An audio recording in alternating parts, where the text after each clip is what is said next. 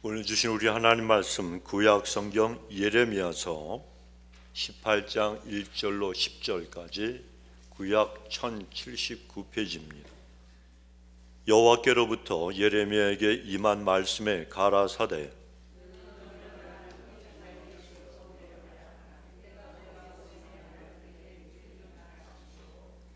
내가 토기장의 집으로 내려가서 본즉 그가 농로로 일을 하는데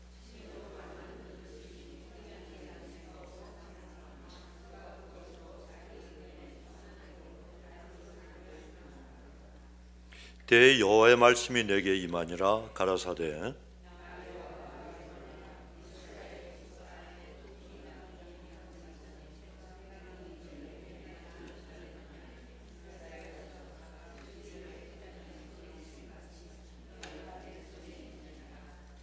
내가 언제든지 어느 민족이나 국가를 뽑거나 파하거나 멸하리라 한다고 하자.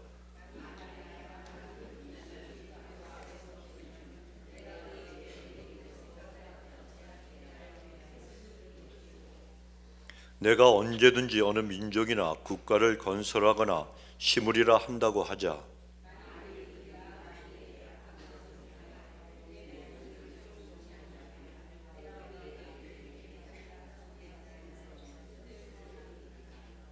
아멘. 자, 우리에게는 영원한 안식은 주님 품밖에 없는 줄로 믿습니다. 자, 오른손을 높이 드시고 우리 한번 믿음으로 선포합시다. 우리 하나님이 어떠하신 분인가? 시작. 하나님은 엘샤다이 하나님, 전능하신 하나님, 문제보다 크신 하나님, 크신 하나님, 하나님은 모든 것을 하실 수 있습니다. 아멘. 자, 여러분, 우리 하나님은 우리 인생의 모든 것을 다 다스리시고 인도하시고 공급하시고 구원하시는 놀라우신 분이십니다. 그래서 우리 인생의 모든 것이 바로 하나님 손에 달려 있다는 거예요. 그럼에도 불구하고 내 인생 내 것이다, 내가 생명을 가지고 내 생각대로 살아가니까 내 인생은 내 손에 달려 있다, 이렇게 고집하면서 살아가는 사람들은 그 마지막이 언제나 고통과 파멸밖에는 남는 것이 없게 됩니다. 여러분, 사람은 인생의 모든 것을 하나님께 맡기지 않으면 정말 진정한 평화와 안식을 절대로 누릴 수가 없습니다. 그래서 우리는 하나님께 우리의 모든 걸 다 맡기면서 살아가는 믿음의 사람들이 되어야 되는 거예요.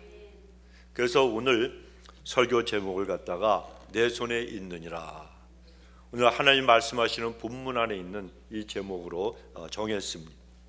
자, 그런데 오늘 본문을 기록한 이 예레미야 선지자는 유다의 요시야 왕이라고 하는 왕이 있었는데 그 사람 통치 13년 기간 동안에 활동했던 선지자입니다.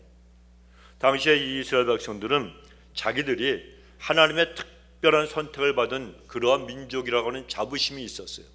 하지만 그런 자부심, 그리고 하나님께서 선택하신 그 사실을 믿는 믿음이 있었음에도 불구하고 이들은 그 믿음대로 살지를 못하고 하나님의 은혜에 합한 삶을 살지 못하고 그저 세상이 좋아서 세상에 타락한 모습으로 그들이 인생을 살아갔습니다. 그래서 온갖 악한 생활을 갖다가 하고 그걸 또 즐겨했습니다. 그러니까 하나님 보시기에 굉장히 악행을 저지르려는 민족이 되고 말았다는 겁니다. 그런 상황에서 예레미야 선지자가 그들에게 말씀을 받고 책망을 해요. 그러나 그뿐만 아니라 하나님께서 또 그들을 용서하시고 구원을 베풀어 주신다는 은혜의 말씀도 선포합니다. 이런 예레미야에게 하나님께서 오늘 본문에 보면 토기장이 집으로 가라 그러시면서 하시는 말씀이 6절에 보면 나 여호와가 이르노라, 이스라엘 족속아 이 토기장이 하는 것 같이 내가 능히 너희에게 행하지 못하겠느냐. 이스라엘 족속아 진흙이 토기장의 손에 있음같이 너희가 내 손에 있느니라. 이게 무엇을 우리에게 알려주시는 말씀인가 하면 이 토기장이 하는 것 같이 하나님이 다 하실 수 있다는 거예요. 여러분, 진흙이 토기장의 손에 있잖아요.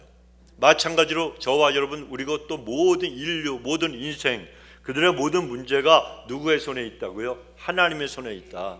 이걸 분명히 깨달으라고 오늘 우리에게 말씀하고 계시는 겁니다. 인생의 성공도 인생의 실패도 누구 손에 있다고요? 내 손에 있느니라 말씀하시는 하나님께 있다는 겁니다. 여러분, 그렇습니다. 모든 인생의 축복도 그리고 그 모든 것들이 하나님 손에 있고 승리도 하나님 손에 있습니다. 모든 것들이 다 하나님 손에 달려 있는 거예요. 그래서 우리는 우리의 인생이 하나님 손에 있다는 사실을 분명히 믿고 그리고 알고 전능하신 하나님의 손을 의지하고 내가 갖고 있는 모든 문제와 내 장래와 모든 걸 다 하나님께 맡기며 하루하루 믿음으로 살아가야 하는 거예요. 그렇다면 우리가 어떻게 해야 그러한 삶을 갖다가 우리가 살아갈 수 있겠습니까? 첫째는 하나님의 주권을 믿으시길 바랍니다. 하나님은 모든 것에 절대 주권을 갖고 계시는 분이에요. 내가 망하는 것도, 내가 잘 되는 것도, 내가 죽는 것도, 내가 사는 것도, 이 모든 것들이 다 하나님의 절대 주권 아래, 하나님의 통치하심과 다스리심 아래에 있다는 것, 이걸 우리가 먼저 믿어야 되는 거예요. 그리고 오늘 본문의 6절 하반절에 보면 이스라엘 족속아 진흙이 토기장의 손에 있음 같이 너희가 내 손에 있다라고 분명히 하나님이 말씀하십니다. 이것은 하나님께서 하나님의 주권을 아주 강력하게 선언하고 계시는 그런 말씀이에요. 너희들에게는 나밖에 없다는 거예요. 아무리 날고 기고 뛴다 할지라도 너희들은 나밖에 없다는 거예요. 하나님이 그래서 너희들이 다 내 손에 있다고 말씀을 하신 겁니다. 로마서 9장 21절에도 보면 토기장이가 진흙 한 덩이로 하나는 귀히 쓸 그릇을 하나는 천이 쓸 그릇을 만드는 권한이 없겠느냐 이렇게 말씀하십니다. 성도 여러분, 우리 하나님은 토기장이시고 우리는 하나님께서 그 전능하신 손길로 빚어서 만드신 그릇들이라는 겁니다. 그래 우리는 하나님의 뜻대로 또 하나님의 뜻으로 인해서 하나님의 계획과 섭리 가운데서 우리 자신이 된 존재들이라는 거예요. 제가 노석이라고 하는 사람이 된 것도 하나님의 그 뜻대로 된 것이고 제가 목사의 길을 걷게 된 것도 하나님의 뜻대로 된 것이고 지금 현재 여러분이 존재하고 있는 그 모든 것들도 하나님의 뜻대로 다 이루어지고 하나님이 인도하신 결과라는 겁니다. 자, 생각해 보십시오. 그릇들에게는 얼마나 많은 종류들이 있습니까? 비싸 보이는 그릇도 있고요, 아주 값싸 보이는 그런 질그릇도 있습니다.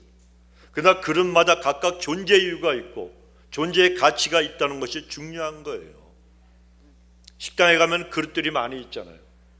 칼치조림을 시켰는데 이만한 접시에 나오지 않고 요만한 찻잔에다가 이런 찻잔 접시에 내오면 이게 용도에 맞습니까? 안 맞습니까? 안 맞는 거예요. 다 그릇마다 하나님께서 가치를 부여하시고 그리고 쓰시려고 하는 그런 존재의 이유를 다 부여하셨기 때문에 그릇이 크고 작다, 아니면 질그릇이다, 아니면 도자기다. 여러분, 도자기 고려 청자 집에서 쓸 일이 있어요, 없어요? 없어요. 거기다 그 비싼 데다가 물을 따라 가지고 마십니까? 딱 갖다 놓고 어떻게 합니까? 감상하는데 야, 처음에 살 땐 너무 좋은 거야. 저 비싼 거 우리 집에 가보가 되네. 그 다음부터는 어떤 도둑놈이 들어와 훔쳐가지 않을까. 손자 손녀가 와가지고 이 녀석들이 개구장이로 놀다가 툭 쳐갖고 깨트리지도 않을까. 노심초사. 그릇도 여러분 그냥 막 쓰는 그릇이 훨씬 더 유용한 거예요. 유용한 거예요. 비싼 그릇 여러분 그 차단수에다 집어넣어놓고 언제 쓸 거요? 1년에 생스기빙? 내가 10번 와도 내가 말을 안 해요. 1년에 딱 한 번, 크리스마스 때 그때나 한 번. 그러니까 비싼 장식되어 있는 이런 그릇들도 사실은 1년에 한 번, 두 번 쓰면 많이 쓰는 거예요. 그런 그릇도 무겁기는 얼마나 무거워요. 설거지 하려면 남편들 잡잖아요. 그릇은 여러분 저마다 가치가 있고 저마다 존재 이유가 있다는 겁니다. 그런데 그 존재 이유대로 쓰임받는 그릇이 정말 가치가 있는 거예요. 하나님은 각각의 그릇들을 그 하나님의 주권으로 만드시고 그리고 존재하게 하셨습니다. 한국에 연탄길이라고 하는 한국에서 베스트셀러가 된 책이 있습니다. 그 저자의 얘기를 아마 들으신 분들이 있을 거예요. 그 책의 저자는 서울 노량진, 이 노량진에 있는 한 대학 그 입시 학원에서 강사로 일하던 젊은인데, 근데 이 사람이 가르치던 그 학생들 중에는 가정 형편이 너무 어려운 학생들이 많았어요. 그래서 신문 배달을 하고 또 이 택배 같은 걸 하고 굳은 일을 통해서 그 학원비를 벌고 열심히 공부하는 제자들이 있었습니다. 그 젊은 강사는 고생하는 그 제자들을 보면서 그들에게 자기가 용기를 주고 싶었습니다. 그래서 인생의 어두움 속에서도 희망을 찾아가는, 빛을 찾아가는 그런 희망찬 이야기를 학생들에게 들려주고는 했습니다. 그러다가 가난한 달동네, 달동네는 달이 뜨는 동네예요? 가난한 동네예요? 달동네, 가난한 동네를 갖다 지칭하지 않습니다. 그런데 그런 가난한 달동네 사람들의 가슴이 찡한 이야기를 갖다가 글로 쓰기 시작을 했습니다. 그리고 그 글을 모아서 한 권의 책으로 엮어냈습니다. 그런데 이 사람이 너무 과로한 나머지 병이 생겼는데 불면증에 시달리게 되었습니다. 그리고 귀가 울리는 이명증세, 귀가 막 울려요. 이명증상 때문에 교회에 와서도 우리처럼 안에 들어오지 못하고 저기 로비 밖에서 그냥 설교 말씀을 간신히 들을 정도가 되었습니다. 또 심한 어지러움, 이 어지러움 때문에 많은 고통을 당했습니다. 그런데 그는 그런 고통 속에서도 마치 골방에서 야곱처럼 기도하기 시작을 했습니다. 기도하면서 하나님과 하루 종일 씨름을 했습니다. 그러다 어느 날 하나님께서 약속의 말씀을 주셨어요. 기도하는 가운데 네가 쓴 책에 내가 날개를 달아주겠노라. 야, 얼마나 신나요. 하나님의 음성을 들려주시고 약속하셨어요. 어떤 분들은 하나님이 말씀하시고 나에게 약속하셨다고 음성 들려주셨다 그럴 때에 못 믿는 사람들이 있는데, 여러분 하나님은 다 하실 수가 있어요. 분명히 여러분 기억을 하시기 바랍니다. 내가 간절히 기도하고 하나님 앞에 나가면 하나님이 내 정성과 믿음을 보시고 음성도 들려주시고 약속도 주시는 거예요. 물론 수없이 많은, 가장 많은 경우는 성경 말씀과 설교 말씀을 통해서 하나님이 내 마음속에 붙여주시고 각인시켜 주시는 말씀이지만, 때로는 우리가 하도 절박하게 하나님 앞에 기도하면 하나님께서 생생한 세미한 음성도 들려주시는, 이건 경험한 사람만이 아는 거예요. 이걸 영음이라 그래요. 근데 이분이 그런 약속의 말씀을 들었습니다. 그러니까 하나님이 자기가 쓴 책에 날개를 달아주겠다 그러니까 얼마나 기쁘겠습니까? 하나님 앞에 때를 쓰고 졸르기 시작했어요. 하나님, 그렇다면 제가 TV에 나가서 책을 선전할 수 있도록 1시간만 내가 하나님 앞에 정말 간절히 기도하오니 내가 TV에 나가서 내 책에 관해서 말할 수 있게 1시간만 시간을 좀 얻게 해달라고, 이런 기도를 드렸어요. 그러면서도 자기가 왜 이런 기도를 드리는지 의아했습니다. 의아했어요. 어떤 한국의 유명한 대학병원의 의사가 대학교 1학년 때인가 2학년 때 서원을 했잖아요. 하나님을 위해 살겠습니다. 그런데 나중에 의사가 되어서 하버드 대학으로 공부하러 갔는데, 그때 하나님께서 가기 직전에 처음 보는, 듣지도 못하고 알지도 못한 선교사님이, 여자 선교사님이 기도를 해주는데, 예전에 자기가 대학교 때 이야기했던, 서원했던 얘기를 들려주면서 네가 가지고 가는 돈은 아무 쓸모가 없을 것이다. 네가 2년 작정하고 가지 3년 있을 것이다. 그 이야기를 자기 누구한테도 한 얘기가 없는데, 한 적이 없는데 그분이 그 얘기를 하시더라고요. 하나님이 들려주시, 그대로 된 거예요. IMF가 터져서 가지고 간 돈 다 소용이 없어요. 환율이 계속 오르니까 먹고 살 길이 없고 은행 어카운트에 딱 $6만 남았는데 애들하고 와이프하고 어떻게 살아? 하나님 앞에 어떡합니까? 그러는데 이분이 하버드가 아니고 존 호킨스 대학을 갔어요. 하버드하고 존 호킨스는 라이벌이래요. 근데 하버드 라이벌 대학에서 장학금을 준 거예요. 누가 하신 거예요? 하나님이. 그 이름도 모르고 얼굴도 모르는 분이 그 기도할 때 하나님께서 알려주신 그대로 됐잖아요. 네가 갖고 있는 돈은 쓸모가 없어.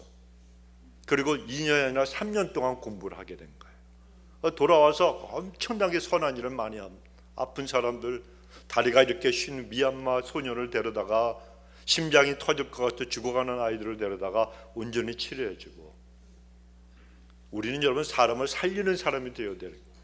그러려면 그 의사처럼 손을, 내가 수술하는 손뿐이 아니고 내 인생의 모든 걸 하나님께 맡기며 인도하심을 구하며 살아가야 된다는 거예요. 그러면 누가 책임져 주세요? 하나님이 책임져 주신다. 내가 하려고 하면 전부 실패할 수밖에 없지만 하나님이 하시면 전부 성공하는 줄로 믿습니다. 그래, 이러한 은혜를 입은 그러한 그 의사도 있어요. 그러니까 하나님께서 이 작가에게, 젊은 이 강사에게 하나님이 말씀해 주신 거 가지고 이 사람이 기도했으면서 과연 이 기도가 이루어질까? 내가 방송국에 가서 1시간 동안 이야기할 수 있는 그 기도, 이 기회가 나에게 올까? 반신반의했다는 거예요. 자, 그런데 하나님이 응답을 하셨겠습니까? 안 하셨겠습니까? 하셨으니까 제가 지금 말씀드리는 거 아니에요. 갑자기 KBS 방송국에서 책을 갖다 말하다라고 하는 그 프로그램이 있는데, 거기서 그 책이 방영이 된 거예요. 이런 책이 있습니다. 그러면서 그 작가를 불러서 출연시켜 준 거예요.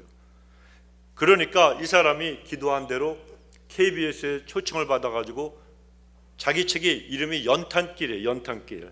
석유길도 아니고 연탄길. 제목에서부터 우리가 알 수 있지 않습니까?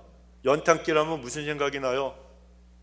연탄 옛날에 배달할 때 리아카에다가 얼굴이 시커멓게 그 연탄을 옮기면 그런 일하시는 분들이 정말 그냥 온몸에 다 연탄에 시커먼 검정을 묻히고, 뒤에서는 그냥 와이프가 또 이렇게 밀고 언덕을 올라가서 그 배달하고, 우리 어렸을 때 그거 많이 봤잖아요. 그 연탄길, 고되고 힘들고 피곤한 길이에요. 그 제목이 바로 그 책 이름이 연탄길이에요. 그런데 방송을 타니까 삽시간에 전국적으로 팔려나기 시작해서 50만 권이 팔리는 그러한 베스트셀러가 되었다는 겁니다. 바로 이철환이라고 하는 작가의 이야기라는 거예요. 여러분, 이런 간증은 우리에게 가르쳐주는 게 있어요. 우리의 모든 인생은 하나님 손에 있다, 이걸 믿으라는 겁니다. 여러분, 생각을 해보십시오. 한창 일할 젊은 사람인데 귀가 울리는 고통, 그리고 제대로 쓸 수도 없는 어지러움증, 이런 것 때문에 너무 힘들고 고단한 연탄길 같은 인생을 갖다가 그 힘든 시간을 보내게 되었을 때 얼마나 젊은 사람이 낙심이 되었겠습니까? 우리도 마찬가지 아닙니까? 우리도 인생을 살아가면서 내가 지금 어려운 환경 때문에 낙심하고 절망한 이유를 찾으려면 우리는 수십 가지도 더 찾을 수가 있습니다. 어디 그뿐입니까? 내가 죽을 이유, 그리고 낙심할 이유, 포기할 이유 한번 찾아보십시오. 여러분, 찾아보면 수십 가지 얼마든지 우리는 찾아볼 수가 있다는 거예요. 그러나 우리는 하나님의 사람들이잖아요. 믿음의 사람들이라는 거예요. 그래서 하나님의 사람들은 절망하고 포기하고 낙심하고 원망할 이유를 찾기보다는 내가 하나님 안에서 승리하고 살아갈 그 이유, 내가 왜 살아가야 되나, 이 존재의 이유를 우리는 찾는 사람들이 되어야 되는 거예요. 그 존재의 이유를 찾는 가장 중요하고 기본이 되는 것이 무엇인가 하면, 우리가 하나님 앞에서 진흙 같은 존재다, 나는 아무것도 아니다, 하나님 나는 티끌과 존재 같은 존재입니다, 그런 티끌 같은 존재입니다, 겸손하게 자기를 갖다 인정하는 거예요. 우리는 토기장이 손에 있는 한 덩어리의 진흙에 불과하다는 겁니다. 그러므로 토기장이신 이 토기장이 하나님의 섭리에 따르지 않고서는 내 혼자 힘으로는 아무것도 할 수 없다는 것을 우리는 알아야 되는 겁니다. 내 인생이라고 내 마음대로 생각하고 그것이 풀어집니까? 절대로 그렇지가 않아요. 내 생각과 계획대로 이루어집니까? 아니요, 절대로 그렇지 않다는 거예요. 그래서 하나님의 주권대로 모든 일이 이루어지는 거예요. 하나님이 세우시면 하나님께서 앞에서 망한 사람도 일어나는 거예요. 세워지고 승리한 것 같아도 하나님이 거꾸로 들으시면 그 인생은 파멸이요 망하는 것밖에 없다는 거예요. 그래서 우리는 경배해야 되고 경외해야 되고 하나님만을 섬겨야 되는 거예요. 그런 인생은 승리하게 되어 있다는 거예요. 하나님의 칭찬을 듣게 되고 상급이 있다는 거예요. 그런 인생이 진짜 멋진 인생이에요. 정말 아름다운 존귀한 인생이 되는 겁니다. 그래, 이 사실을 깨닫고 우리는 내 모든 삶에 대한 하나님의 주권을 무조건 인정하고 믿어야 합니다. 그리고 하나님께 기도하면서 이 토기가 이 그릇이 부여받은 모양과 재능과 용도에 대해서 불평할 수 없잖아요. 왜 나는 이런 컵으로 만들었느냐? 왜 나는 이조백자 아니면 또 다른 큰 그릇을 만들지 않고 맨날 목사님이 들었다 놨다. 사실 이 물을 먹는 것보다 이걸 제가 들었다가 여러분들에게 여기 있는 컵에 대해서 잠깐 예를 갖다 들을 때 더 많이 사용되는 거예요. 그런데 이런 컵, 왜 나는 이렇게 돼 있느냐? 이렇게 불평할 수가 없듯이 우리도 각자 나름대로 하나 앞에 쓰임받도록 하나님의 주권을 인정하기만 하면 된다는 겁니다. 이것이 바로 하나님께 모든 걸 맡기고 하나님의 손에 있는 인생을 살아가는 첫 번째 비결이라는 거예요. 두 번째는 우리가 하나님께서 왜 나를 만드셨고 살게 하셨는지, 지금까지 하나님 믿음을 주시고 인도하셨는가, 내가 왜 존재하는가, 하나님의 목적을 알아야 된다는 거예요. 본문 4절에 보면 진흙으로 만든 그릇이 토기장이의 손에서 파상하매 그가 그것으로 자기 의견에 선한 대로, 누구 의견에? 토기장이의 의견대로 선한 대로 다른 그릇을 만들더라. 자, 토기장이가 진흙으로 만든 그릇을 다시 부숴 버렸어요. 그리고 다시 그것을 가지고 진흙을 이겨서 토기를 만드는데 어떻게 만든다고 하십니까? 자기 의견에 선한 대로, 자기 마음대로, 자기 뜻대로, 그 뜻입니다. 그러니까 토기장이는 그릇을 만들 때 아무런 뜻 없이 만들지 않는다는 거예요. 자기 의견에 선한 대로 만든다. 자, 그렇다면은 토기장이가, 여러분 이 토기 하나를 만들 때도 생각을 가지고 만드는데 하물며 하나님께서 이 사람을 이 땅에 아무런 목적도 없이 아무런 의미도 없이 태어나게 하셨겠냐는 거예요. 그렇지가 않죠. 만물의 영장이요 하나님의 형상을 닮은 사람들이 바로 우리 인간들인데, 여러분 모든 사람에게 하나님은 분명한 목적을 두시고 특별한 선한 목적을 두시고 이 땅에 다 태어나게 하셨다는 것입니다. 빌립보서 2장 13절은 너희 안에서 행하시는 이는 하나님이시니 자기의 기쁘신 뜻을 위하여 너희로 소원을 두고 행하게 하시나니 말씀하십니다. 저와 여러분 우리 각 사람 한 사람 한 사람에게 하나님께서 품고 계신 기쁘신 뜻이 있다는 겁니다. 여러분 성경에서 말씀하시면 그렇다라고 믿으시기 바랍니다. 다른 사람들은 그렇지 나 같은 사람은 아니에요 여러분. 하나님은 다 똑같이 우리를 사랑하시는 거예요. 자식이 10명 있으면 여러분 그 하나 10명 중에 어떤 그 자식을 싫어하고 어떤 자식을 갖다가 좋아하고 이게 어디 있습니까? 못난 자식 더 부모 가슴에 알이 있는 거예요. 아픈 거예요. 부모는 다 똑같이 사랑하잖아요. 그렇지 않습니까? 비록 그 아들 때문에 그 딸 때문에 그 손주 손녀 때문에 그 녀석만 보면 혈압이 올라도 사랑하니까 혈압이 오르는 거예요. 하나님이 똑같으시다는 거예요 여러분. 하나님 우리를 모두를 사랑하십니다. 그래서 하나님은 우리를 갖다 너무너무 소중하게 여기신다는 거, 이걸 꼭 기억을 하시기 바랍니다.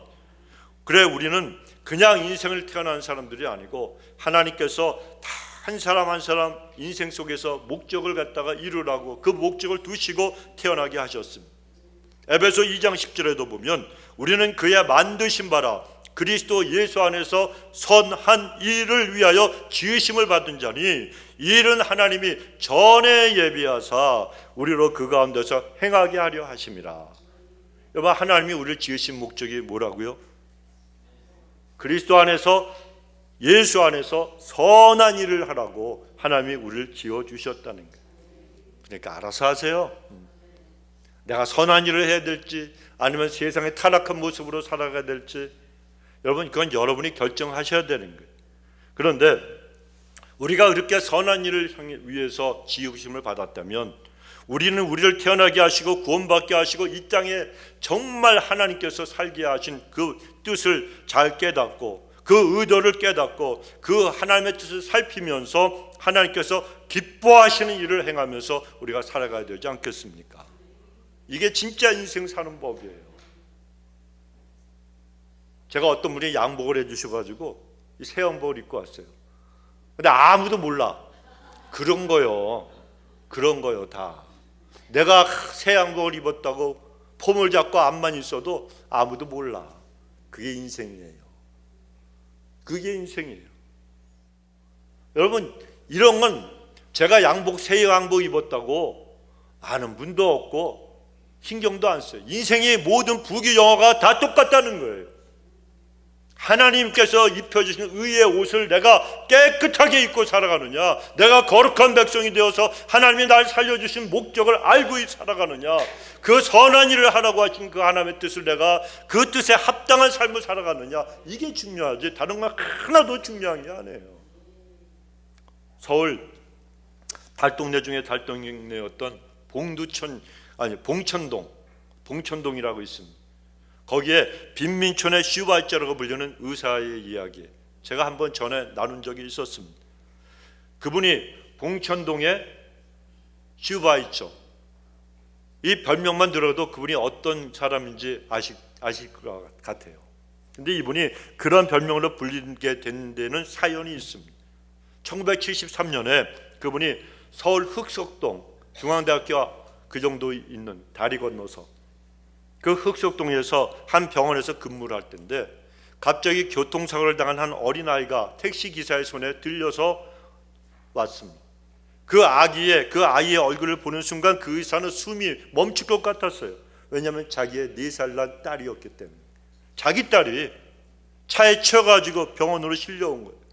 손을 덜덜덜 떨면서 최선을 다해서 딸을 살려보려고 했는데 딸아이가 곧 숨이 끊어지고 말았습니다.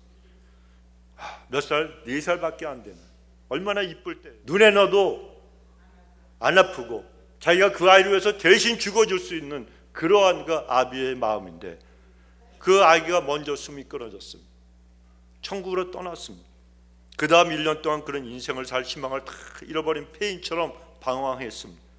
그러던 어느 날 길에서 병들어서 우는 아이를 발견을 했어요. 부모도 없고 아이가 아파갖고 혼자 우는 거예요.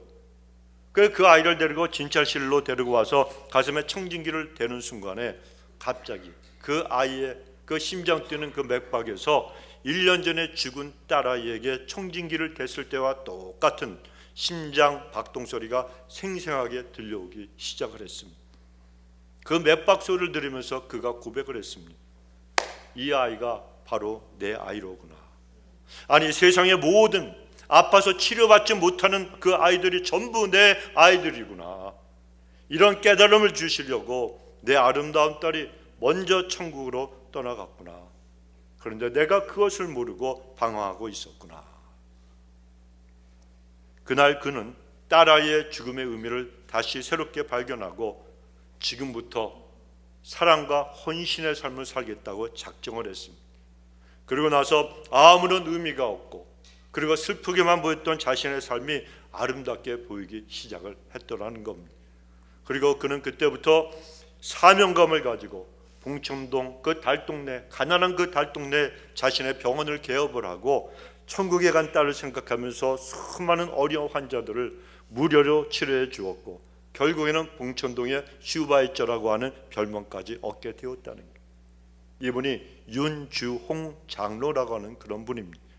이 윤 장로님은 인생의 고통 속에서 삶의 목적을 찾아서 사랑을 베푸는 하나님의 사람이 되어졌습니다.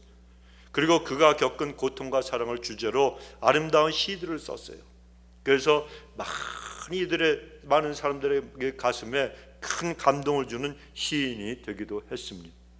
성도 여러분, 고통과 사랑이라고 하는 것은 감동적인 글을 쓰고 감동적인 인생을 위해서 꼭 필요한 두 가지 주제라고 할 수가 있습니다.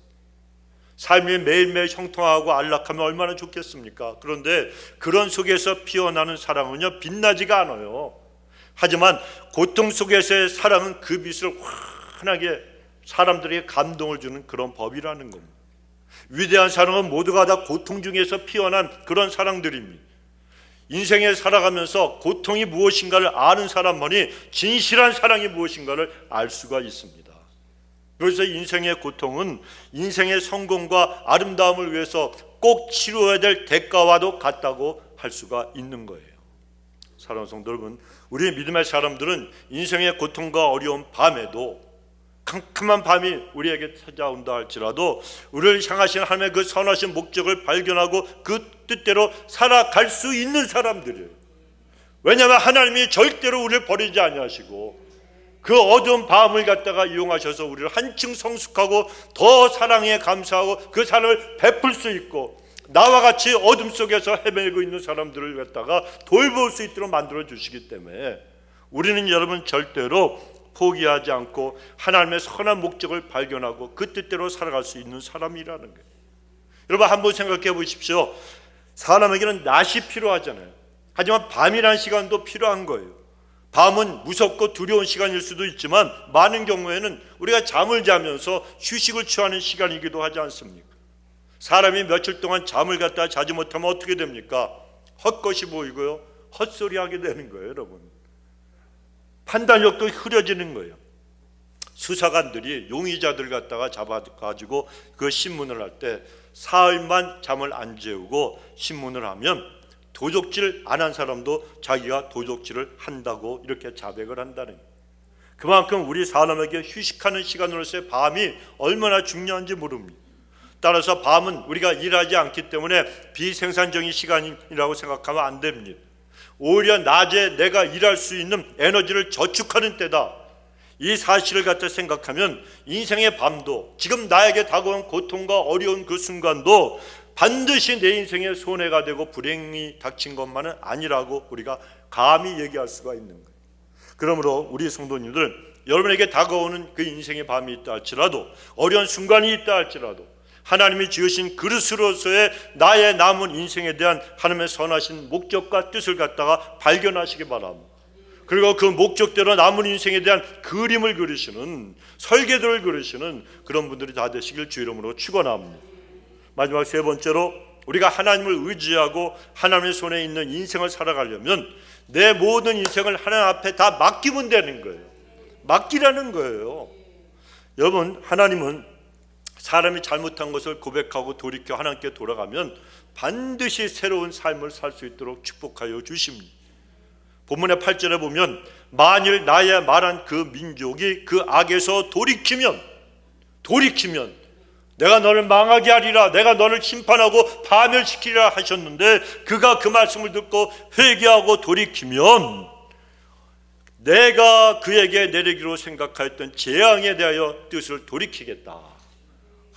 얼마나 감사한 말씀입니까? 하나님이 약속하신 거예요. 너희들이 아직 새로운 믿음을 가지고 새로운 삶을 살기로 원한다면 하나님께 돌아오기를 주저하지 말아라. 그러면 내가 모든 걸 다 맡아서 주관하고 너희들을 새롭게 빚어줄 것이다 말씀하시는 거예요. 여러분, 사람은요, 저도 그렇고 여러분도 그렇고 저마다 허물이 다 많아요. 이 세상에 완전한 사람이 누가 있습니까? 아무도 없습니다. 모든 인생은 전부 다 허물투성이요, 모든 인생은 다 상처투성입니다. 그러니 하나님께로 돌이켜 치료하시는 하나님, 우리를 회복시키시는 하나님의 손에 맡겨지는 그런 인생이 우리가 되어야 되지 않겠습니까? 시편 37편 5절 6절은 내 길을 여호와께 맡기라. 그를 의지하면 그가 이루시고 내 의를 빛과 같이 나타내시며 내 공의를 정오의 빛같이 하시리로다 약속하십니다. 하나님의 손에 모든 걸 맡기는 인생이 되면 하나님께서 다 이루어 주신다는 거예요. 걱정을 붙들어 매라는 거예요. 걱정 말어, 염려 말어. 하나님이 그렇게 말씀하시고 내가 다 해준다니까 하나님이 약속하시는 거예요. 그래 여러분, 오늘 본문 6절에도 보십시오. 나 여호와가 이르노라, 이스라엘 족속아, 이 토기장이 하는 것 같이 내가 능히 너에게 행하지 못하겠느냐.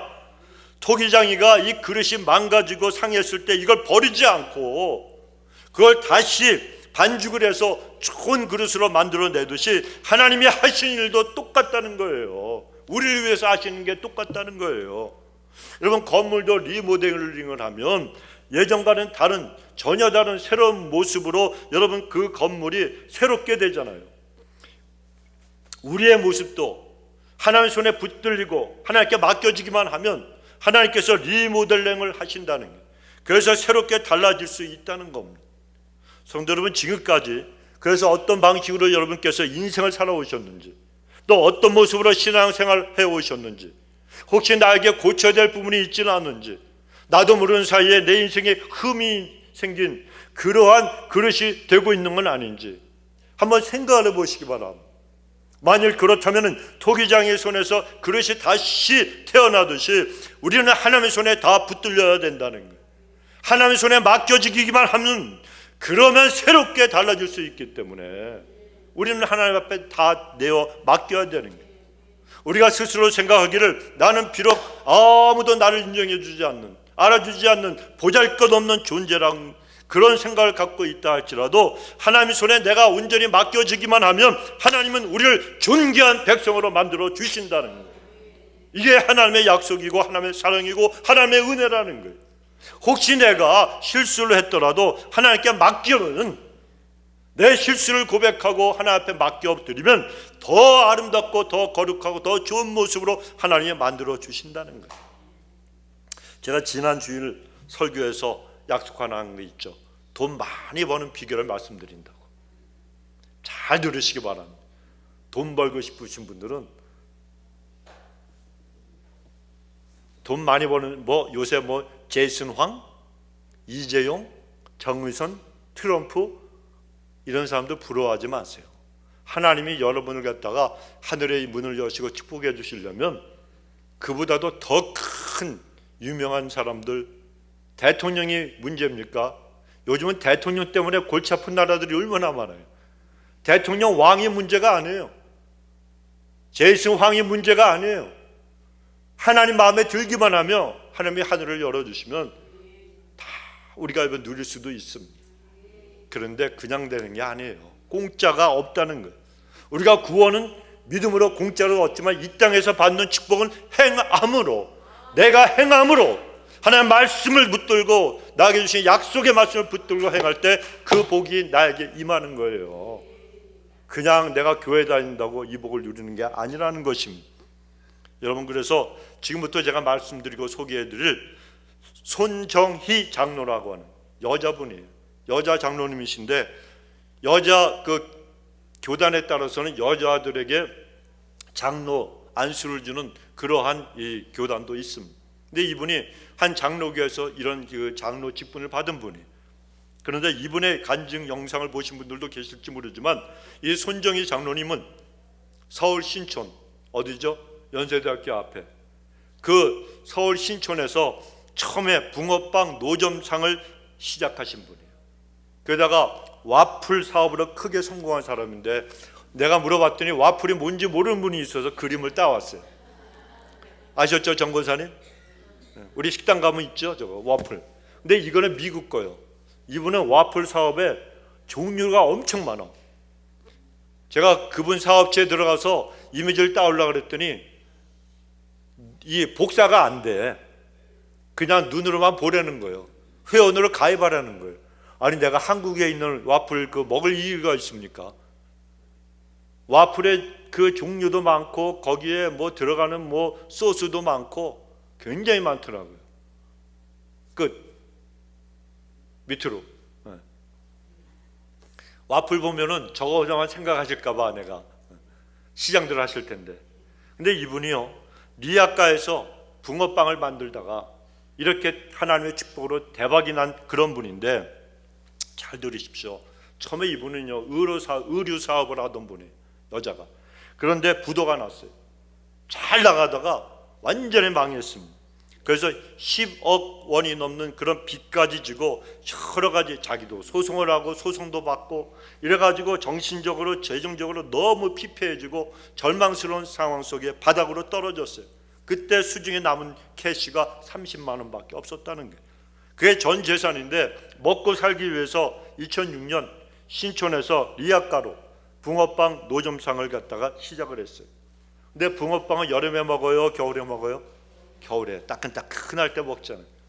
그런데 추운 겨울이 지나고 근데 여름이 가까이 오니까 붕어빵을 갖다 찾는 사람들이 떨어졌다는 거예요. 뚝뚝 떨어졌어요. 그래서 새로운 아이디어로 찾은 것이 와플 장사였습니다. 대학생 애들이 학교 가면서 어디서 와플을 갖다 사가지고 막 뛰어가는 거예요. 그러니까 그걸 보고서 저 장사하면 되겠다 이런 아이디어가 퍼뜩 떠올랐습니다.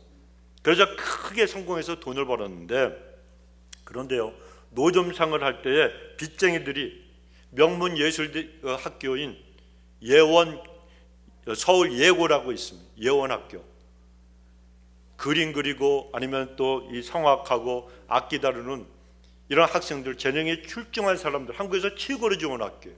그 학교에 다니는 고등학교 2학년 자기 딸인데 빚쟁이들이 그 학교까지 찾아가는 바람에 딸이 학교를 자퇴하고 말았습니다. 여러분 얼마나 가슴이 아픕니까? 근데 그 딸이 그때부터 친구 따라서 용산에 있는 교회에 다니기 시작을 했는데 집하고 멀었다는 거예요. 그러니까 새벽 기도를 갖다가 다니기를 너무나도 원하는 거예요. 이 딸이 믿음이 있어서. 그런데 새벽에 버스를 타려고 하니까 버스가 안 와요. 너무 이른 시간이라. 또 택시 타려고 하니까 돈이 있어야 택시를 타지. 형편이 안 돼요.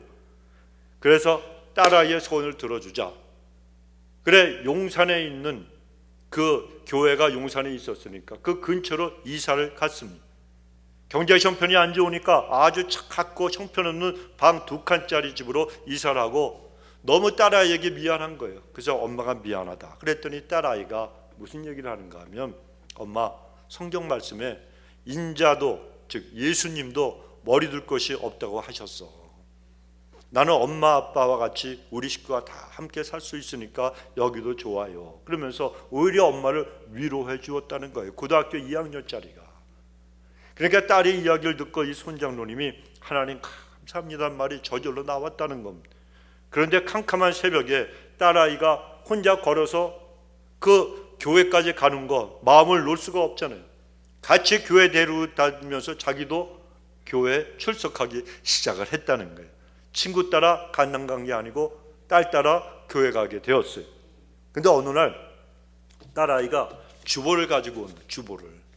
그러면서 하는 얘기가 엄마 어떤 안수 집사님이 1,000만 원을 감사 헌금으로 드리셨어. 주보에 보니까 나도 하나님께 헌금을 드리고 싶어. 근데 이 아이가 다니는 교회가 조그만 교회였어요.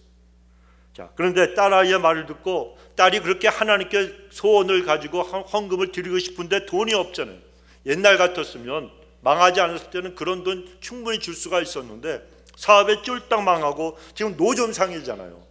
그러니까 그 엄마의 마음이 억장이 무너지는 것 같았다는 겁니다. 그러다가 갑자기 생각이 났어요. 아, 우리 하나님이 돈이 필요하신 것이 아니잖아.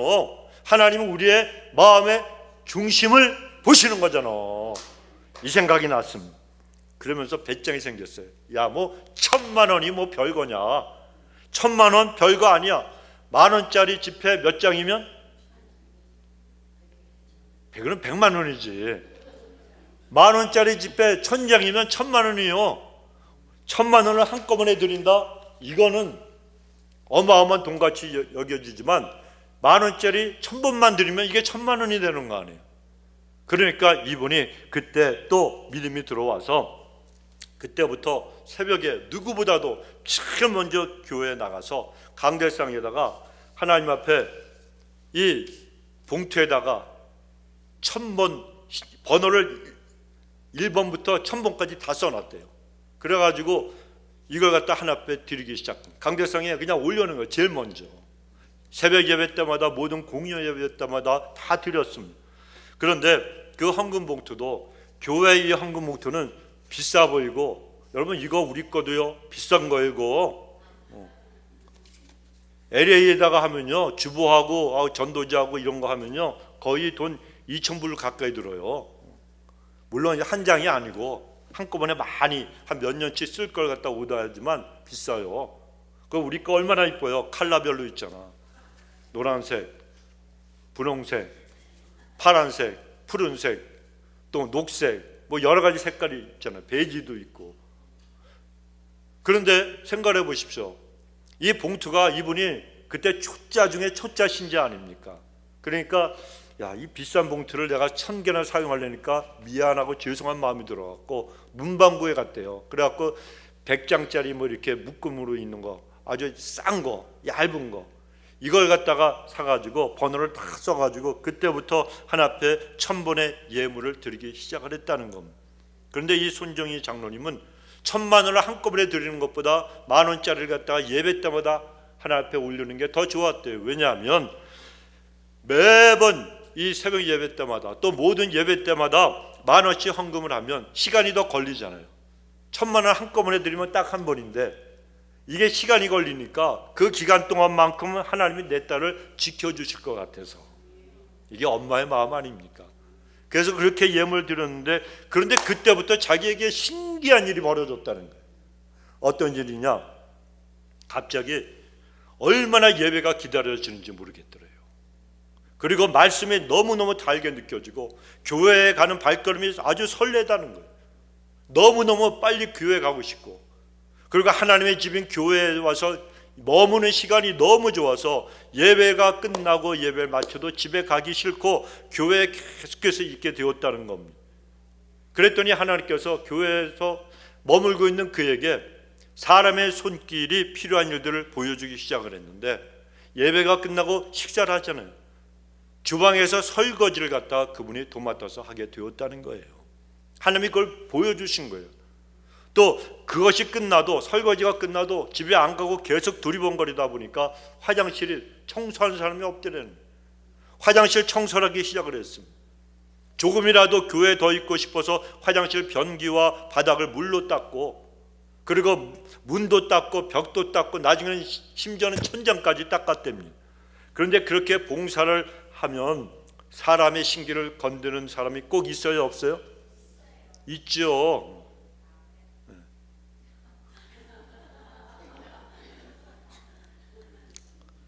나는 열심으로 봉사를 하는데 꼭 비아냥거리는 사람이 꼭 한 사람은 있어요.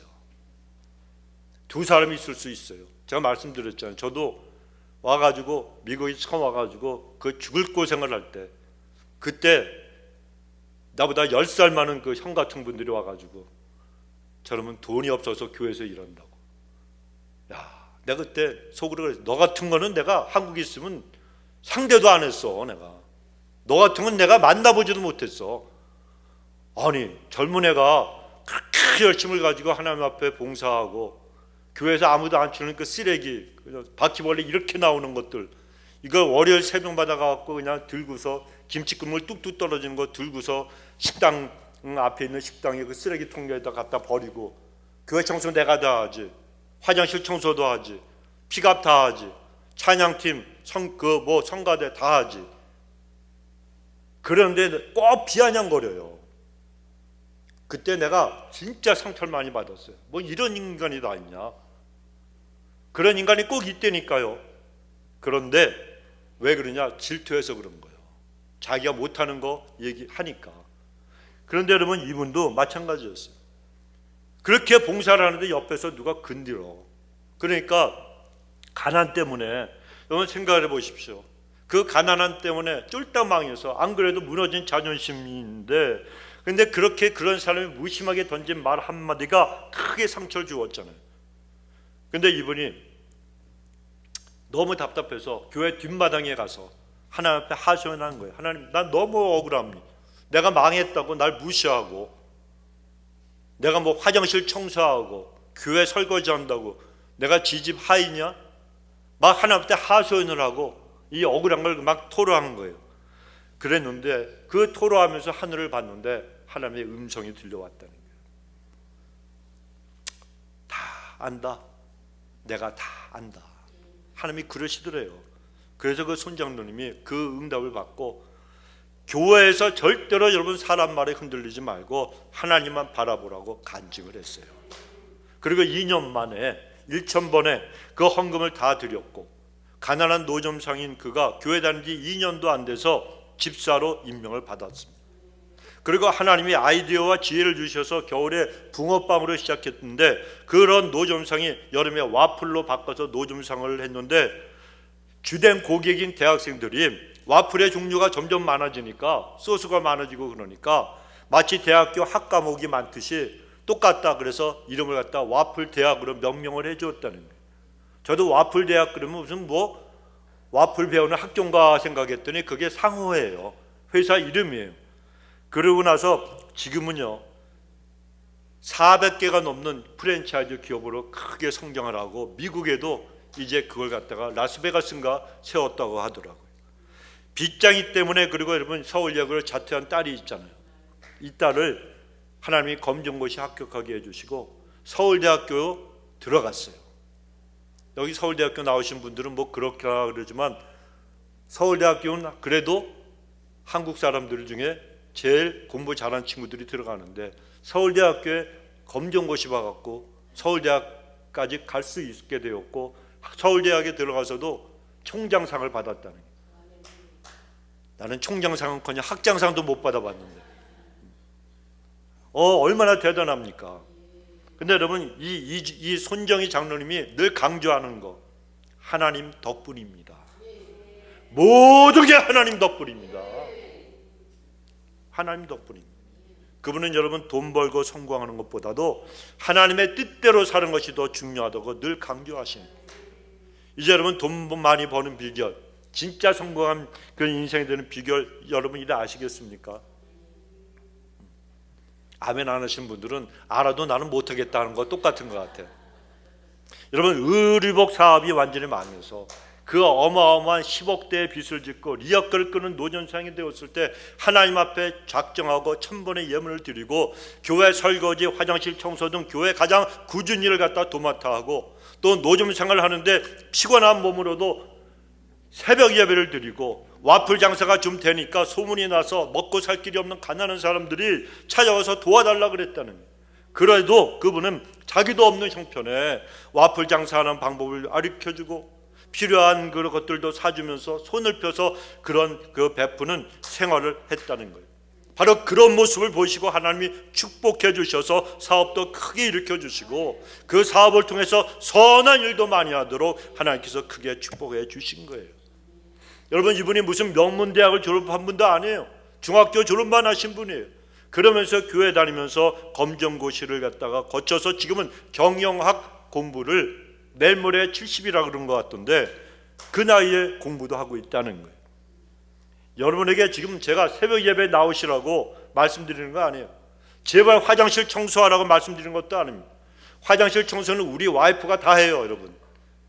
여러분이 그 지저분하게 흘리고 이거 우리 와이프가 다 닦아요. 여러분 그 사람이 하면 돼요. 저도 하면 돼요. 여러분 보고 그런 지저분한 거 하라는 게 아니에요. 제가 지금 말씀드리고 싶은 것은 하나님 앞에서 우리가 1,000번 예물 드리는 거, 설거지하는 거 이것도 좋지만 꼭 하시라는 건 아닙니다. 물론 하실 분은 하면 좋아요. 그러나 하나님을 믿고 섬긴다는 크리스찬이 되었으면 하나님의 마음과 뜻을 알고 그 뜻대로 살아가라고 이렇게 긴 간증을 오늘 여러분께 소개해 드린 거예요. 복은 그냥 받는 게 아니라는 겁니다. 여러분 손정희 장로님은 완전히 망가진 인생이라도 생각을 해보세요. 여러분 완전히 의류사업가로 여류사업가로 크게 사업을 하고 돈도 잘 버는 사람이 하루아침에 다 망했어요. 쫄딱 망해버렸어요. 노점상을 하려고 먹고 살 게 없으니까 오직 하면 여러분 그렇겠습니까? 그러니까 어디에 무슨 광장시장인가 어디에 가서 리아카를 갖다가 사는데 전 재산이 30만 원 하여튼 돈을 주고 샀는데 리아카 판 사람이 그러더래요. 어디 가서 장사할 거냐? 신촌 가서 할 거라고. 그럼 이거 어떻게 할 거냐? 끌고 가죠. 신촌까지 어떻게 그걸 끌고 가요? 근데 기가 찬다듯이 보더니 지갑에서 5만 원을 깎아가지고 30만 원을 갖다 받을 사람이 25만 원만 받고 5만 원 택시 용달차 싣고 가라고 그 용달차를 불러주더래요. 그런 사람이었어요. 그런 사람. 그런데 여러분 이런 사람이 완전히 망가진 인생 아닙니까? 그런데 그런 인생이 하나님을 사모하고 하나님의 뜻대로 하나님과 주의 몸된 교회를 섬기며 생활하니까 하나님 손에 완전히 새롭게 만들어져서 정말 아름답고 존귀하게 쓰임받게 되었다는 거, 이걸 귀한 믿음의 사람이 되었다는 거, 이걸 갖다 하나님께서 간증하게 하셨다는 거예요. 여러분 토기장님 손에 들려진 그릇이 다시 만들어지는 것처럼 누구라도 마찬가지입니다. 저도 그렇고 여러분도 그렇고 전부 손정희가 될 수가 있어요. 똑같은 사람이에요. 여러분도 망해도 받고 일어나고도 했잖아요. 근데 이게 중요한 게 아니에요. 그분은 망한 걸 통해서 어떻게 되었습니까? 하나님을 경외하는 법을 배웠다는 거예요. 내 인생이 하나님 손에 맡기기만 하면 완전히 새롭게 되는구나. 내가 하나님 손에 붙들리기만 하면 내 자식들이 완전히 새롭게 되는구나. 이것을 갖다가 하나님께서 가르쳐 주시려고 그를 도구로 사용하셨다는 거예요. 돈을 많이 벌고 내가 출세하고 성공한 거, 이게 중요한 게 아니라는 겁니다. 내 마음이 누구에게 가 있느냐, 마음에 하나님 두기를 싫어하는 그런 자에서 이제는 하나님이 없으면 못 삽니다. 나는 하나님을 사모하고 사랑합니다. 나는 남은 인생을 하나님께 걸겠습니다. 내 남은 인생을 책임져 주옵소서. 하나님 앞에 맡기는 인생이 진짜 성공한 인생이요, 하나님의 복을 주시는 사람이라는 거예요. 그래서 여러분, 세상에서 가장 중요한 걸 믿음의 복이에요. 믿음에 있어서 가장 부유로운 자가 되는 것이 가장 큰 축복이라는 겁니다. 그래서 여러분의 자녀들을 위해서 기도하실 때도 건강하게 하시고 이 땅에서 형통하게 하시고 잘되게 하시고 물론 기도하셔야 됩니다. 그러나 그보다 먼저 기도해야 될 것은 내 아들, 딸들, 손자, 손녀들이 이 땅에서 믿음에 있어서 가장 부유한 자, 믿음에 있어서 가장 견고한 자, 하나님을 진심으로 사랑하는 자, 하나님을 경외하는 자가 되게 해달라고.